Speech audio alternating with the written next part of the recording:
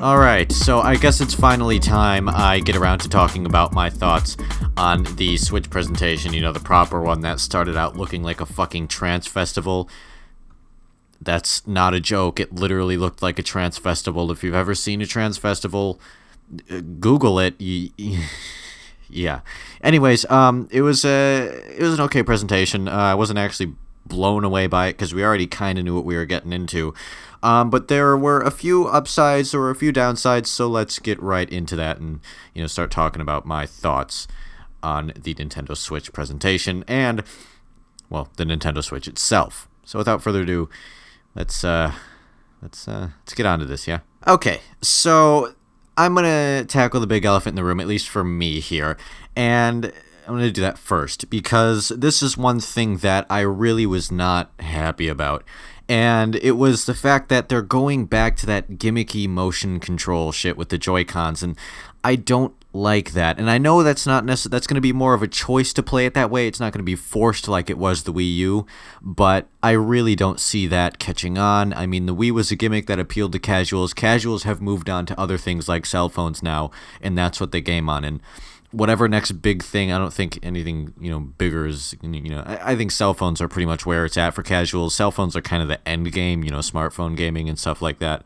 But I was not happy to see them so, relying on the, motion controls with the Joy-Cons. It's just, I don't like that. That's not how I want to play my games. Like, yeah, okay, the functionality is kind of neat. Like, yeah, you can play party games, but who realistically is going to do that? What gamer, like actual gamer, is, someone who is buying a game console to play games? What kind of gamer is going to want to do that? After a hard, you don't want to come home after a fucking hard day at work. You work 8.5 hours a fucking day. You don't want to come home and, jump around in front of your TV. You want to sit down and relax. You want to fucking chill. You want to crack open a fucking beer or something and just chill. You don't want to fucking move around like an idiot. You just want to hold something in your hand and have some good fun. You don't want to fucking do any exercise because you already did a day's worth of that.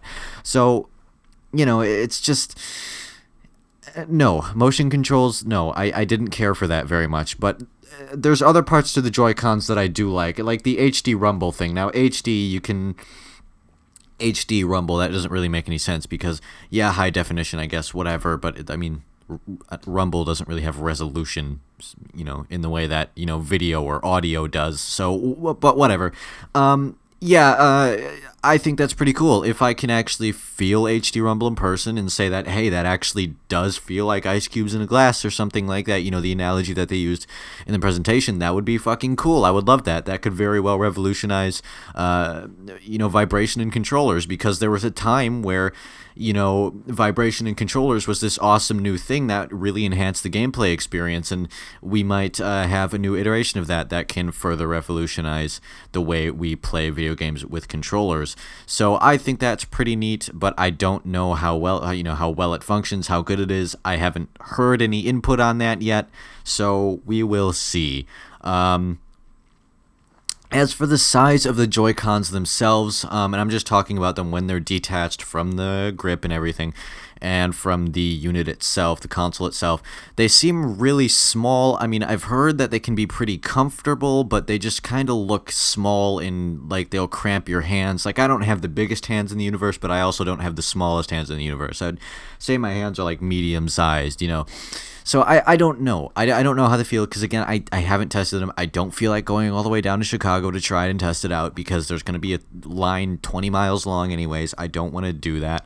So it's like, yeah, I'll wait until I have it in my hands, and I'm probably just going to keep it attached to the Switch itself or to the grip. So it's like, yeah, I don't plan on using them just as controllers on their own unless I'm on the go or something like that. I just like to hold either a handheld unit in my hand or a controller in my hand. That's just the kind of dude I am. But we will see how it controls. If I can just like sit back, with the Joy-Cons at my side, I just really want to fucking relax. I can be lazy as I want, I don't want to hold the controller up out in front of me, hunched over it. And I don't know. We'll see. We'll see how that works. We will see how that works. And, I will critique it then, or I will praise it then. So we will see. As for the launch lineup, now this was a little disappointing. I thought that Nintendo would probably try and put forth a little bit more effort as far as launch lineup is concerned, but they haven't seemed to really do that. Instead, they've got like 4 or 5 games. I actually have the list right here if I can find my phone, but well, I can't. I don't know where the fuck I put it, which is actually a little concerning. Unless I'm sitting on it. But anyways, yeah, there were only about 4 or 5 games planned and for release, and that's kind of worrying, especially because the only one that I'm really interested is Legend of Zelda, and it's pretty much going to be the same way for everyone else. Like, I don't care about any of the gimmicky motion control games. I really don't fucking care. Like ARMS, yeah, cool idea, but I don't care about the motion controls. I don't want that. So Breath of the Wild is pretty much the only game I'm going to get at launch, and it's probably going to be the only one I'm going to, want to fork over money for. So, launch lineup, not too great based on what we've seen already, unless, those, 80, third-party games that are, apparently going to release, that are in development for the console. That's what we're going to talk about next. So, yeah, launch lineup, it's bad. It's not gonna win any awards, except with the exception of like Breath of the Wild. I really don't think the launch lineup is that great. It's just a lot of the typical tech demo shit that has no replay value, apart from Breath of the Wild, which looks fucking amazing. Voiced Zelda, which I don't know how I feel about that, but that's not for this video. That's for like a review of the game when it comes out. Anyways, which is on March 3rd, which is fucking great. But yeah, anyways, so yeah, as for the third-party support, which is something that I have not shut the fuck up about, I've been really fucking annoying about it because, that's me. I like to say things over and over again. That's just how I am. But I like to bitch too, so, learning a little bit about me. There you go. Anyways, yeah, apparently third-party support is going to be a thing because Nintendo kind of listened to us. They kind of understand what the developers want. They understand a little bit more about what third-party developers are looking for, and they've taken that into account. And they've gotten Bethesda on board. The Skyrim game is happening. It's not something they just put in the reveal trailer to make it look cooler or something. Skyrim is actually coming out for Switch, which I think is pretty fucking cool. So, yeah, the third-party support looks like it's going to be fucking incredible because they announced that they have 80 third-party games in development. Hopefully a lot of them are fucking kick-ass, there's a lot of games that I would really love to see on the Nintendo Switch. I could sit here naming them all fucking day, third-party titles. Hell, if we get, like, Grand Theft Auto on fucking Switch, that'd be nice. I doubt that's going to happen, but that would be nice. Very rarely does Nintendo get any support from Rockstar, but yeah, we'll see about third-party support. And they say 80 games, but let's see how many of those actually come to fruition. But if that's the case, that's fucking amazing because they've been listening to people like me who have been saying nothing but you need third-party support to make a successful console, and you do, because if you don't have any third-party developers interested in your console, then who the fuck else is going to be interested in your console? Because they're just going to say, well, yeah, I can get it for the good Nintendo games, but why don't I get the other one because, the Xbox One, PlayStation 4, because it has all the other games that I actually want, all the third-party AAA titles that I want. So I'll hold off on the Nintendo. I'm just hoping, that doesn't happen. And based on, what they're saying, it looks like it won't. But we won't know until, we see how many of these 80 games come to fruition. Because 80 games in development means absolutely fucking nothing if you don't have the releases to back them up. So yeah, they can be in development, but are they actually going to see the light of day? That's what we need to know. So we'll see about that. But good on them. They are listening to the third-party support thing, and developers seem to be pretty good on that. But except for EA, because the executive that was there announcing FIFA support for Switch was really unenthusiastic. Like he almost seemed pissed off to be there. He's like, fuck this, I don't want to fucking be here. Fuck. It really looks like he didn't want to be there. And, well, it's EA, and I could give a fucking shit less about FIFA. I really don't care. Sorry for any of you football fans out there. I'm not a FIFA fan. I'm more into American football, but that's just me. So yeah, it's just a little bit. Yeah, I could care less about FIFA. It's just my opinion. I don't care. It's good that EA is on board, however unenthusiastic they might be, but yeah, like a lot of there's a console. There's one sterling example of a console that failed partially because it kind of didn't have EA support at all. And that's the Dreamcast. It probably would have done better if it would have had EA support, but it's probably still would have run out of money anyways. But still, it's just kind of, I don't know. Until I actually see these third-party games, being demonstrated on the hardware, I'm not going to get too hyped over it because I have trust issues with that sort of thing, and rightfully so, because there's been plenty of times where people have said, oh yeah, this is happening, Nintendo included. Nintendo's actually very fucking guilty of this in the past, and it's like, oh yeah, this is going to happen, like with the Wii U. Oh yeah, we're going to get all this good third-party support, and it's going to be sustainable for years, and it's going to be great, and then it ends up being a fucking flop. So we'll give it a few years and see where that goes, because yeah, I don't know about that yet. We'll see. But it's good news that they're trying. At least they're trying. So, but I am going to be optimistic about it. I do think that a lot of these games are going to come to fruition. So, there we go. That's my little third-party bit there. One thing I really wish Nintendo would have done during the presentation is actually turned the goddamn console on and played it and showed the functionality, because that's kind of important. Although you can see the functionality and actually play the console at all the demo areas they have and all of that, like in Chicago, New York, all those fucking places. So I guess, yeah, people already know it's functional and everything like that, but I kind of do wish for the people that didn't have access to these places, didn't want to fucking go there because it'd be kind of redundant to do so.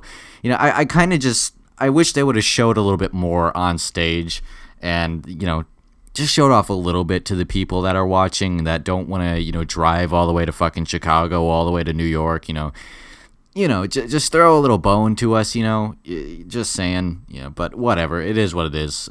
We'll see it when it fucking comes out in March, I guess, and whenever the store demos start coming out locally, for places other than, the big cities all over the place. One big thing that came out of this announcement, though, is that they're getting rid of fucking region locking, and I'm pretty sure you've all heard this by now, but they're getting rid of fucking region locking, this archaic method of bullshit that is no longer going to be a problem with Nintendo Switch. They're getting rid of region locking, which is something they should have done fucking years ago, but they didn't because they're fucking Nintendo, and Japan has their head up their ass right now as far as Nintendo is concerned. So, yeah, and, yeah, I think that's nice, and, we'll see how it works out, and apparently this, another thing with, Switch is that there's this whole ecosystem that works with your smartphone and everything, so you can use it with your smartphone and all this fancy bullshit, and you can actually use a voice chat feature that's like, Xbox Live parties and shit like that on your phone, and, yeah, that's all fun and good and all that shit, but yeah, yeah, that's, I just thought I'd get the region locking thing out of the way, because that's a big fucking deal. That's a big fucking deal. That is huge. That is something that's needed to happen for years. And another thing that's a little bit disappointing about the console is that there's only 32 gigabytes of internal memory, which is fucking retarded in 2017. Like, are you serious?